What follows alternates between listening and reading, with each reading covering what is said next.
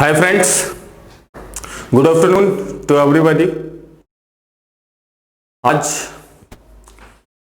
पर्यावरण की कक्षा में ईवीएस की क्लास में दूसरी क्लास होगी हमारी। इससे पहले हमने पहली क्लास देखी थी इंट्रोडक्शन ऑफ एनवायरनमेंट। ठीक, उसमें हमने कुछ वर्गीकरण देखा था, पर्यावरण की परिभाषाएं देखी थी, पर्यावरण के घटक देखे थे।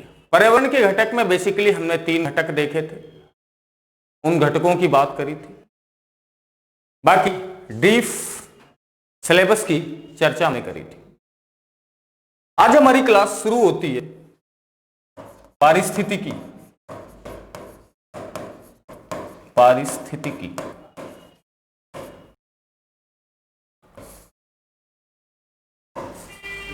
ठीक, 2 शब्द हैं, पारिस्थितिकी तथा पारिस्थितिकी तंत्र। एक पारिस्थितिकी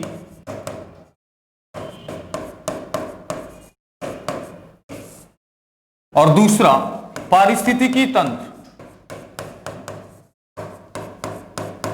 पारिस्थितिकी तंत्र, ठीक। जब ये 2 शब्द सामने आते हैं तो बेसिकली हम लोग कंफ्यूजन में रहते हैं कि कौन सा पारिस्थितिकी क्या है और क्या पारिस्थितिकी तंत्र होता है। तो सिंपल सी भाषा में समझना, पारिस्थितिकी तंत्र को जिस विषय के अंतर्गत अध्ययन किया जाता है, पारिस्थितिकी तंत्र का अध्ययन जिस विषय के अंतर्गत करा जाता है वह विषय कहलाता है पारिस्थितिकी। यानी कि पारिस्थितिकी क्या है? विषय है, और पारिस्थितिकी तंत्र इस विषय का विषय वस्तु है। विषय वस्तु है।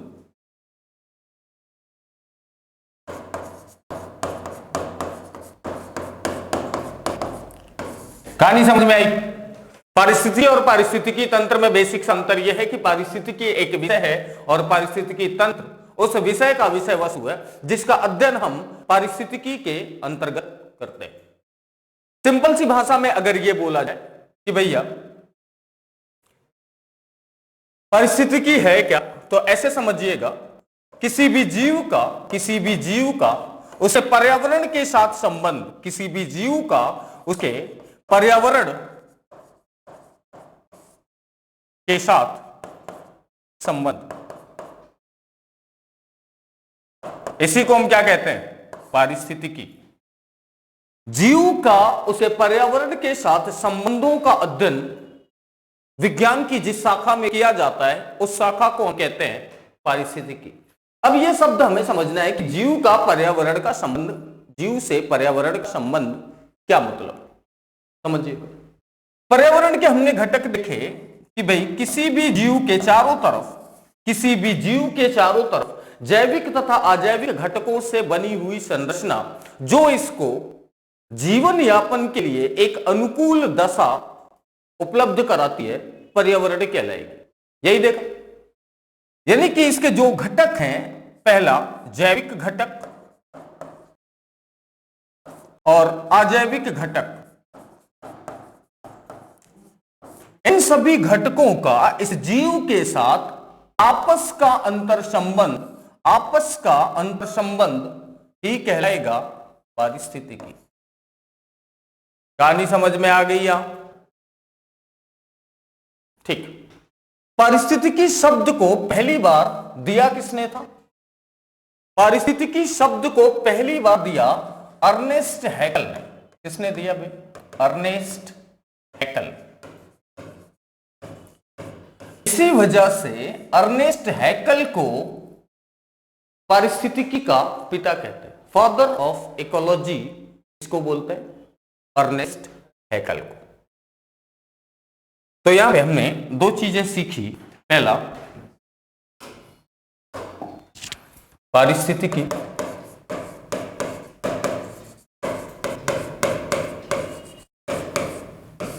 इसकी अगर हम बात करें तो किसी जीव का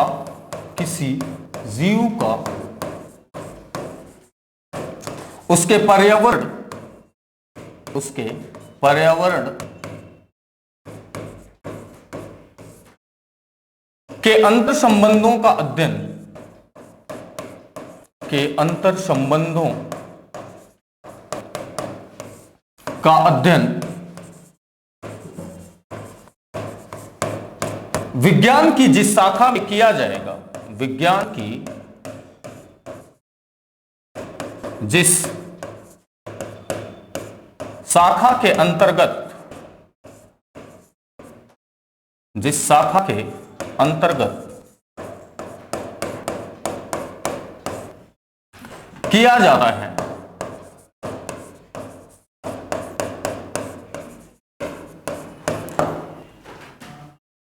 पारिस्थितिकी कहलाती है, पारिस्थितिकी कहलाती है।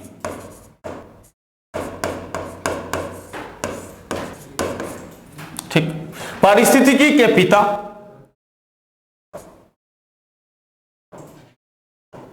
पारिस्थितिकी के पिता फादर ऑफ इकोलॉजी किसको कहते हैं? Ernest Haeckel, Ernest Haeckel. यहां तक कहानी समझ में आ गई। पहला टर्म हमने समझा पारिस्थितिकी, पारिस्थितिकी शब्द किसने दिया उसे जाना। दूसरा हमारा शब्द था पारिस्थितिकी तंत्र। पारिस्थितिकी तंत्र, एक बात समझिएगा, जब भी कहीं तंत्र शब्द आ जाए तो इसका मतलब यह है कि हम किसी विशेष समूह की बात करने जा रहे हैं। अब इसके आगे लगा हुआ है पारिस्थितिकी तंत्र। पारिस्थितिकी हमने समझ रखा, तंत्र उसमें जोड़ना है, तो कैसे समझेंगे? समझिएगा, किसी विशेष क्षेत्र में, किसी विशेष क्षेत्र में या किसी सीमित क्षेत्र में पाए जाने वाले सभी जैविक तथा अजैविक घटकों के बीच के अंतर संबंधों से, जैविक तथा अजैविक घटकों के बीच के अंतर संबंधों से बना हुआ क्षेत्र या बना हुआ पर्यावरणीय क्षेत्र क्या कहलाएगा? पारिस्थितिकी तंत्र कहलाएगा, पारिस्थितिकी तंत्र कहलाएगा। मतलब मान लीजिए कि ये कोई विशेष क्षेत्र है, इसमें किसी भी जीव के रहने की उत्तम दशाएं उपलब्ध, तो इसके और इसके चारों तरफ फैले हुए जैविक तथा अजैविक घटकों के समूह से बना हुआ एक निश्चित भूभाग पर फैला हुआ क्षेत्र पारिस्थितिकी तंत्र कहलाएगा। अब यह पारिस्थितिकी तंत्र प्राकृतिक रूप से भी हो सकता है और कृत्रिम रूप से भी हो सकता है। प्राकृतिक रूप का मतलब एक ऐसा तंत्र जो प्रकृति के द्वारा प्रदत्त किया गया हो, और दूसरा जो किसी मानव के द्वारा बनाया गया हो, उसको भी हम पारिस्थितिकी तंत्र की संज्ञा देंगे। जैसे प्राकृतिक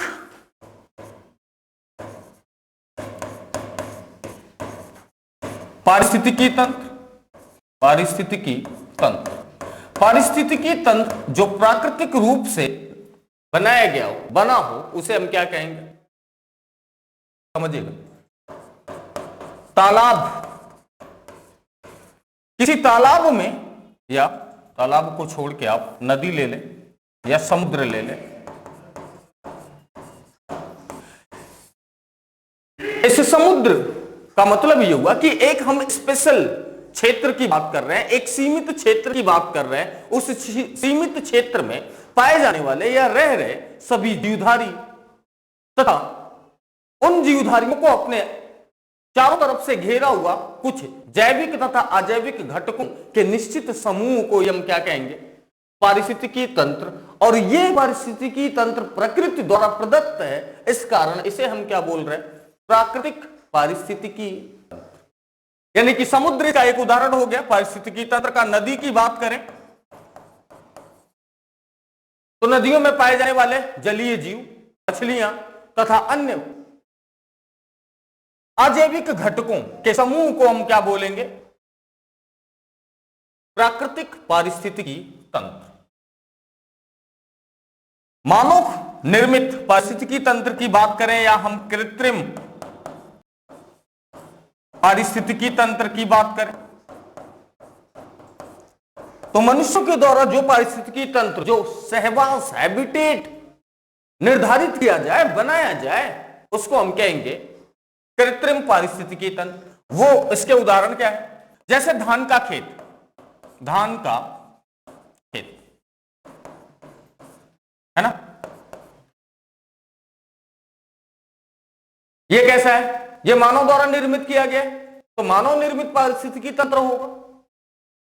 दूसरा एक्वेरियम, एक्वेरियम आप लोग समझ रहे हैं? एक्वेरियम का मतलब जैसे घरों में साज सज्जा के लिए प्रयोग किया जाने वाला एक टैंक है जिसमें जलीय जीव को रखा जाता है जल के साथ, एक्वेरियम। उसके लिए हमने एक हैबिटेट बना दिया, उसके रहने की अनुकूल दशाएं उसको दे दी कृत्रिम ढंग से, तो इसको हम क्या बोलेंगे? कृत्रिम पारिस्थितिकी तंत्र। कहानी समझ में आ गई? पारिस्थितिकी और पारिस्थितिकी तंत्र में अंतर समझ में आ गई। पारिस्थितिकी तंत्र का विषय है और पारिस्थितिकी की विषय वस्तु है पारिस्थितिकी तंत्र। ठीक, यहां तक। अच्छा, पारिस्थितिकी तंत्र का, पारिस्थितिकी तंत्र को सबसे पहले प्रयोग किसने किया?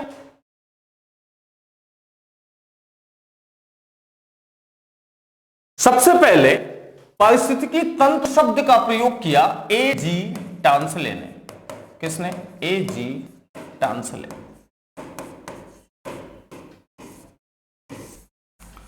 कंफ्यूजन हमें हो जाती है कि जब पूछता है कि पारिस्थितिकी शब्द को पहली बार किसने प्रयोग किया, तो याद रखना है पारिस्थितिकी शब्द को पहली बार अर्नेस्ट हैकल ने प्रयोग किया, इसीलिए पारिस्थितिकी का पिता उन्हें कहा जाता है। और पारिस्थितिकी तंत्र शब्द को किसने दिया? A.G. टांसले ने। ठीक है, यहां तक की कहानी समझ में आई? इसका मतलब यह है ऐसे कुछ पारिस्थितिकी तंत्र ये किन से मिलकर बना होगा? जैविक तथा अजैविक घटकों से मिलकर बना होगा। जैविक तथा अजैविक घटकों से मिलकर बना होगा। जैविक घटक में जीव जंतु या जीव जंतु तथा वनस्पतियां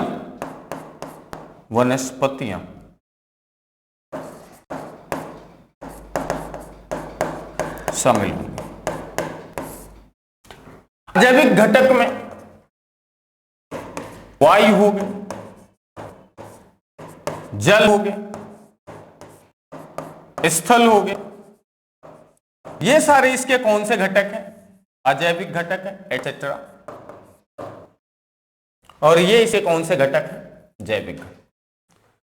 इन सब के मिलने से जो विशेष भूभाग का एरिया निश्चित होता है, सीमित क्षेत्र जो बन रहा होता है, उसी सीमित क्षेत्र को हम कह रहे हैं पारिस्थितिकी तंत्र।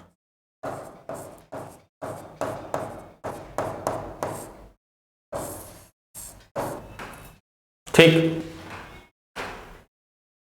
अब पारिस्थितिकी तंत्र कई प्रकार से हो सकते हैं।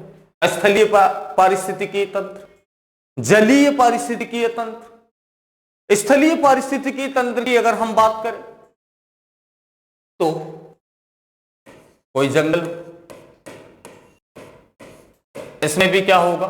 जीव जंतु पाए जा रहे होंगे, वनस्पतियां पाई जा रही हैं, वायु होगा, स्थल होगा, जल होगा। तो ये एक विशेष प्रकार का पारिस्थितिकी क्षेत्र है। इसे स्थलीय पारिस्थितिकी क्षेत्र की संज्ञा देंगे। जलीय पारिस्थितिकी क्षेत्र की बात करें, जलीय पारिस्थितिकी तंत्र की बात करें तो उसमें नदी आ गई, समुद्र आ गया, सागर आ गया, महासागर आ गया। इन सबको किसके अंतर्गत रखेंगे? जलीय पारिस्थितिकी तंत्र। दूसरी बात, अच्छा, इन स्थलीय पारिस्थितिकी तंत्र और जलीय पारिस्थितिकी तंत्र में ज्यादा देर तक सर्वाइवल कौन होगा, यानी कि किस पारिस्थितिकी तंत्र की स्थिरता सर्वाधिक होगी, चेंज कम होगा, परिवर्तन कम पाया जाएगा, किसमें? तो जो महासागरीय अथवा सागरीय या समुद्री पारिस्थितिकी तंत्र होंगे उनके सस्टेन करने की टाइम लिमिट ज्यादा होगी, उनमें परिवर्तन की दर बहुत स्लो होती। इसीलिए महासागरीय पारिस्थितिकी क्षेत्र को सबसे स्थायी पारिस्थितिकी तंत्र की संज्ञा दी जाती है। बोला जाए कि सबसे स्थायी पारिस्थितिकी तंत्र कौन है, तो सबसे स्थायी पारिस्थितिकी तंत्र हमारा होगा सागरीय पारिस्थितिकी तंत्र। कहानी समझ में आई क्या? बोल दो भाई।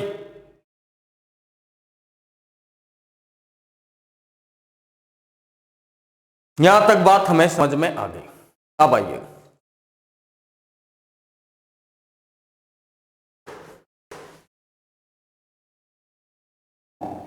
हमने क्या देखा?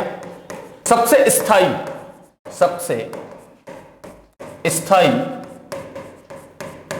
पारिस्थितिकी तंत्र, सबसे स्थायी पारिस्थितिकी तंत्र कौन सा हो? जलीय पारिस्थितिकी तंत्र में सागरीय पारिस्थितिकी तंत्र, महासागरीय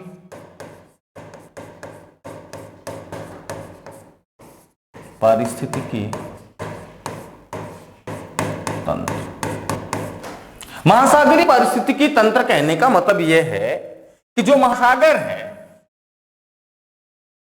इसमें पाए जाने वाले जैविक तथा अजैविक घटकों के बीच का जो अंतर संबंध है वो काफी लंबे समय तक होता है। इनका सस्टेन करने की, स्थायी रहने की टाइम लिमिट ज्यादा हो।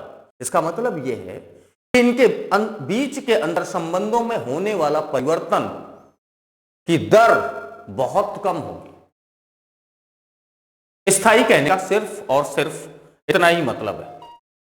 इतनी बात समझ में आ गई?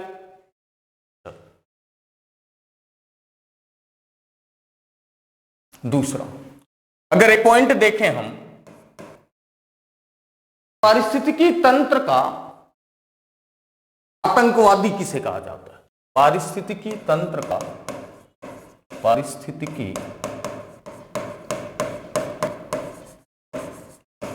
तंत्र का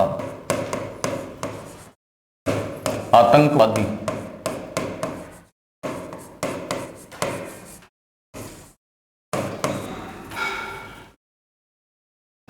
एक वनस्पति है, यूकेलिप्टस।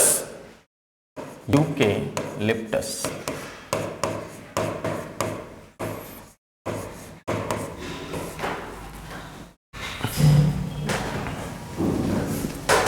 ठीक।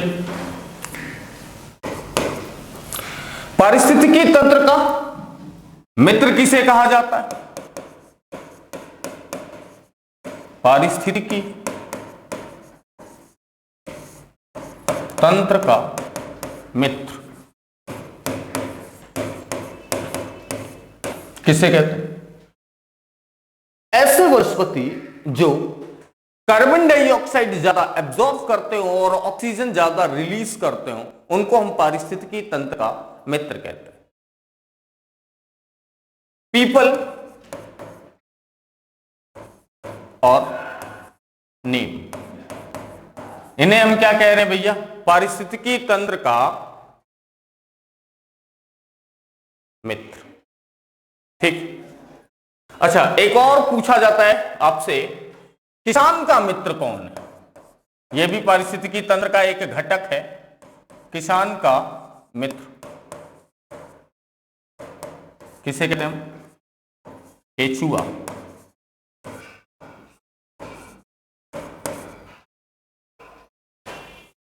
ठीक, अब समझिएगा। पारिस्थितिकी तंत्र जीव भार के आधार पर कैटेगराइज किए जाते हैं, ऊर्जा के आधार पर कैटेगराइज किए जाते हैं, संख्या के आधार पर कैटेगराइज किए जाते हैं। जैसे किसी भी पारिस्थितिकी तंत्र को हम 3 भागों में कैटेगराइज कर सकते हैं, ऊर्जा, संख्या तथा जीवभार।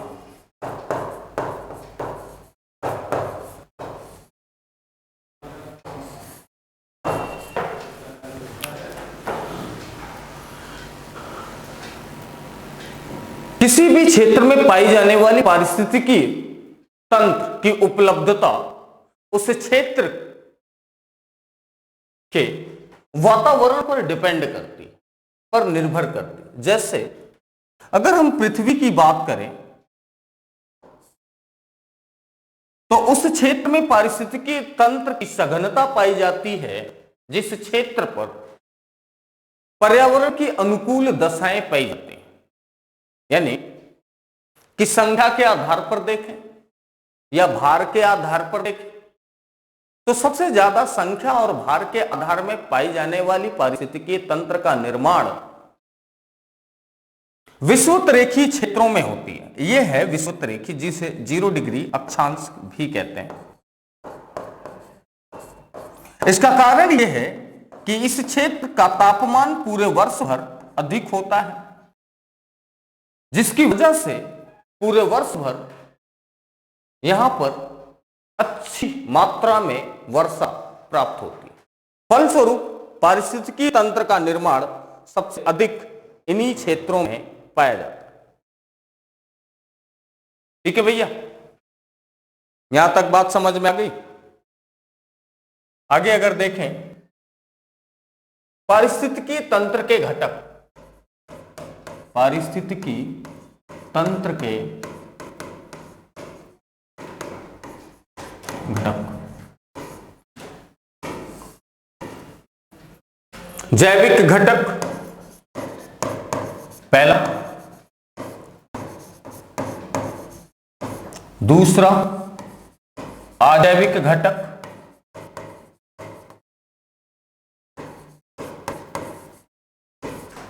जैविक घटक की अगर हम बात करें तो जो जीव जंतु हैं उनकी बात होगी,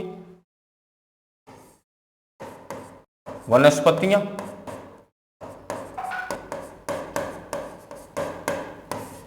दूसरा जीव जंतु। अजैविक घटक की अगर हम बात करें तो इसमें 2 घटक पाए जाते हैं।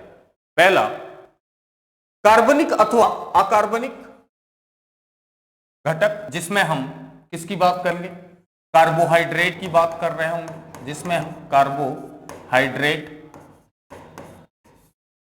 विटामिन की बात करेंगे,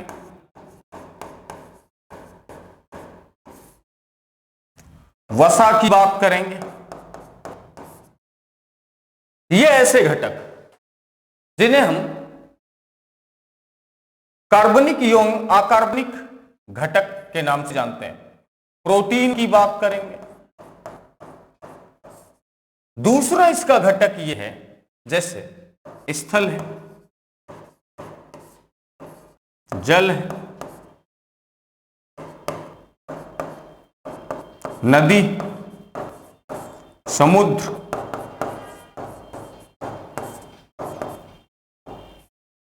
जंगल, मरुस्थल एक्सेट्रा।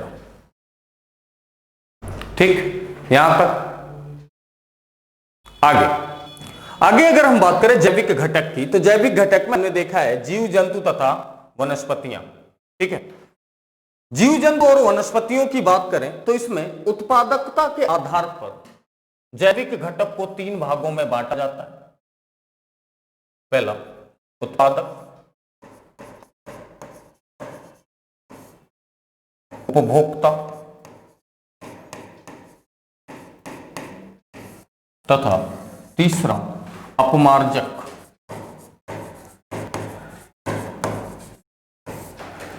उत्पादक, घटक, उपभोक्ता, अपमार्जक, ये तीनों क्या है, इनको समझ लेते हैं। ऐसे घटक उत्पादक कहलाते हैं जो स्वयं भोजन का निर्माण करते हैं, स्वयं भोजन का निर्माण करते हैं, और जो इन उत्पादकों पर निर्भर होते हैं अपने भोजन के लिए, उन्हें हम क्या कहेंगे? उपभोक्ता कहेंगे। उत्पादक तथा उपभोक्ता के मरने के बाद, नष्ट होने के बाद इनको पृथ्वी के ऊपरी सतह यानी कि मिट्टी में मिलाने का काम, या इनको एनवायरमेंट से, वातावरण से समाप्त करने का काम किनका होता है? अपमार्जक का। जैसे गिद्ध की बात करें आप, इसे पर्यावरण का जमादार कहा जाता है, इसे पर्यावरण का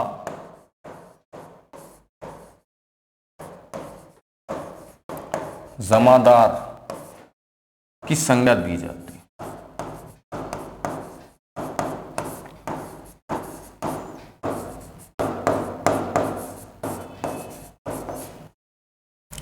ठीक भैया।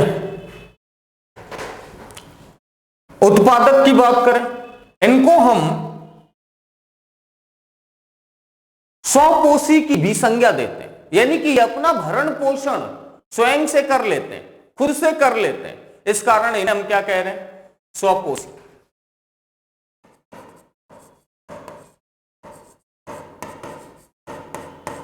अगर इन्हें हमने स्वपोषी कहा क्योंकि ये अपना भोजन स्वयं बना सकते हैं, तो उपभोक्ता जो उत्पादक पर निर्भर होते हैं, इनको हम क्या कहेंगे? परपोषी। इनको हम क्या कहेंगे? परपोषी। यहां तक की कहानी समझ में आई क्या? बोलो भैया। तो उत्पादक वर्गों में हम रखेंगे किसको? जो अपना भोजन स्वयं बनाते हो। तो किसी के दिमाग में आ रहा होगा कि गुरुजी हम भी तो अपना भोजन स्वयं बनाते हैं, तो हम स्वपोषी हो गए या उत्पादक हो गए? नहीं, हम उत्पादक नहीं होंगे, यानी कि मानव उत्पादक नहीं होगा। तो उत्पादक कौन होगा? उत्पादक हरे पौधों को शामिल किया जाता है, हरे पौधों को शामिल।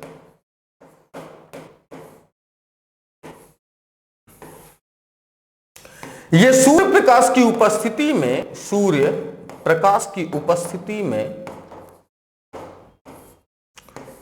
अपना भोजन बनाते हैं। हरे पौधों में उपस्थित क्लोरोफिल सूर्य प्रकाश की उपस्थिति में हरे पौधे अपना भोजन स्वयं बनाते हैं। इस प्रक्रिया में ये वायुमंडल से कार्बन डाइऑक्साइड ग्रहण करते हैं तथा ऑक्सीजन रिलीज करता है। कहानी समझ में आई क्या भैया? बोल दो।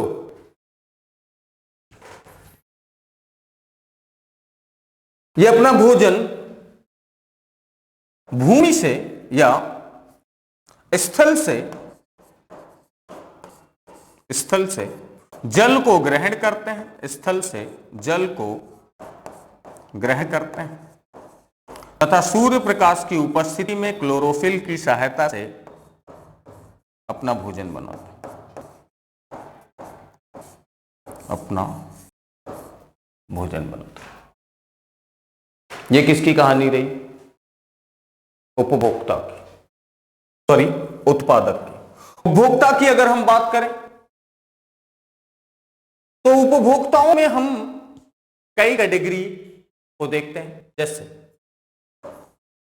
1 डिग्री उपभोक्ता, 1 डिग्री उपभोक्ता,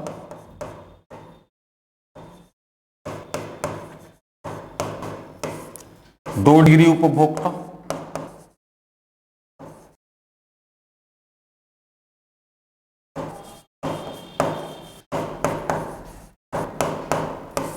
3 डिग्री उपभोक्ता,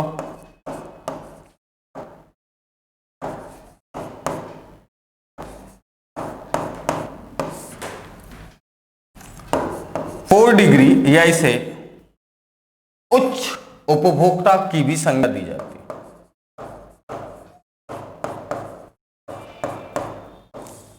अब ये किसको क्या कहेंगे?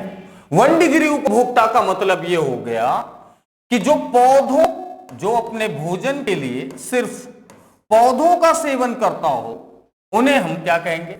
1 डिग्री उपभोक्ता। 2 डिग्री उपभोक्ता क्या है? द्वितीयक उपभोक्ता इसको कहते हैं, इसको तृतीयक उपभोक्ता कहते हैं, इसको चतुर्थ श्रेणी का उपभोक्ता या उच्च उपभोक्ता की संज्ञा देते हैं। तो 1 डिग्री उपभोक्ता क्या हो गया? 1 डिग्री उपभोक्ता यह था कि जो पौधों का सेवन करेगा अपने भोजन के रूप में, उनको हम प्राथमिक उपभोक्ता कहते हैं।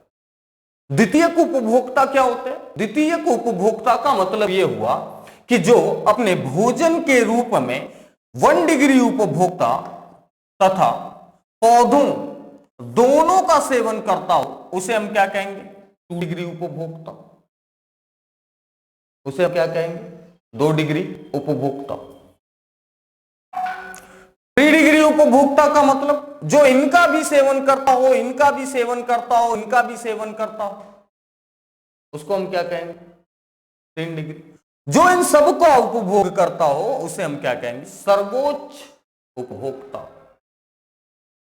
उसको हम क्या कहेंगे? सर्वोच्च उपभोक्ता या 4 डिग्री उपभोक्ता की भी संज्ञा देते हैं। ठीक है भैया।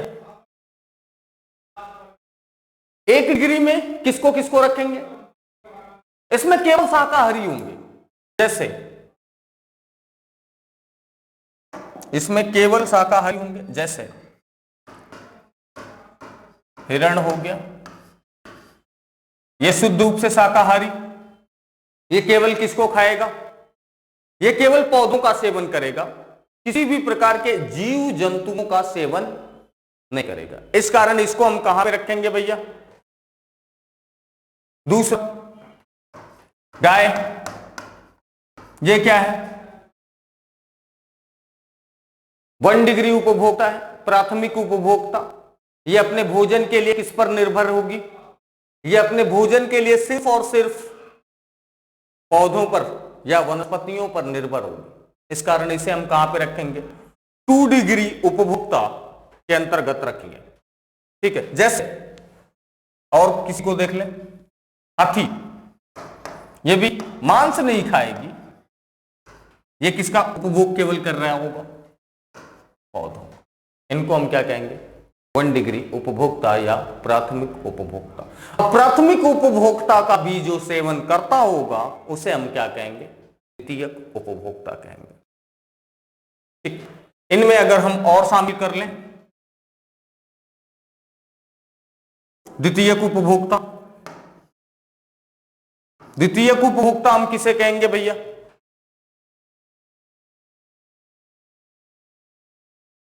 बोल दो। अरे मनुष्य, पहला उदाहरण तो यही है। पहले उदाहरण की अगर हम मनुष्य की बात करें तो यह किसको भी खाएगा? प्राथमिक उपभोक्ता को भी खाएगा, हरे पौधों को भी खाएगा। यह क्या हो गया? द्वितीयक उपभोक्ता होगा। अभी हम इसको द्वितीयक उपभोक्ता के अंतर्गत नहीं रखेंगे, अभी और देखेंगे कि द्वितीयक उपभोक्ता का भी ये क्या करेगा भैया? सेवन करेगा। जैसे द्वितीयक उपभोक्ता में हम रख लें मेढक। मेढक क्या करेगा? किसको खाएगा? प्राथमिक उपभोक्ता को खाएगा। प्राथमिक उपभोक्ता में अगर एक चीज और हम रख लें, टिड्डा। टिड्डा, तो टिड्डा किसका सेवन करता है? पौधों का सेवन करता है। और इस टिड्डा का सेवन कौन करेगा? मेढक करता है। टिड्डा का सेवन कौन करता है? मेढक करता है। बिल्ली,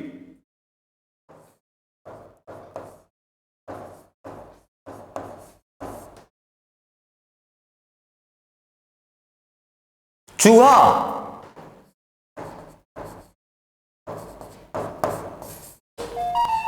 ये किसके अंतर्गत आएंगे? द्वितीयक उपभोक्ता के अंतर्गत। नेक्स्ट एक और देख लें, अगर भेड़िया,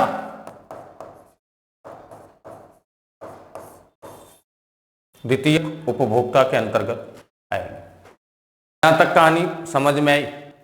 तो तृतीयक उपभोक्ता की अगर हम बात करें, इनको खाने वाले जैसे मोर हो गया, सांप हो गया,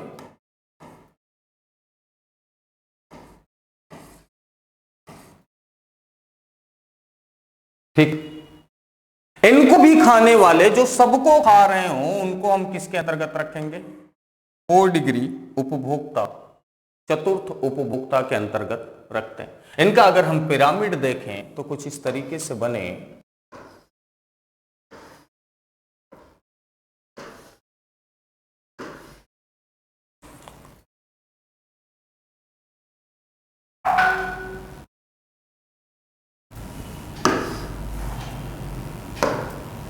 उत्पादक 1 degree, 2 degree, 3 degree, 1 degree, 2 degree, 3 degree, और 3 डिग्री को भी जो खाए उसे ही हम क्या कह रहे होते हैं? सर्वोच्च मांसाहारी। ठीक है, यहां तक बात समझ में आ गई? बोल दो भाई एक बार। तीसरी चीज अपघटक, जिसे हमने कहा अपमार्जक। तीसरा जो घटक था उसे हमने क्या बोला? अपघटक, अपमार्जक। ये क्या करते हैं भैया? ये उत्पादक तथा उपभोक्ता, ये उत्पादक और उपभोक्ता, उत्पादक तथा उपभोक्ता के मरने के बाद, उत्पादक तथा उपभोक्ता के मरने के बाद इनको कंज्यूम करने का, इनको पर्यावरण से हटाने का काम, समाप्त करने का काम किनका होता है? अपघटक।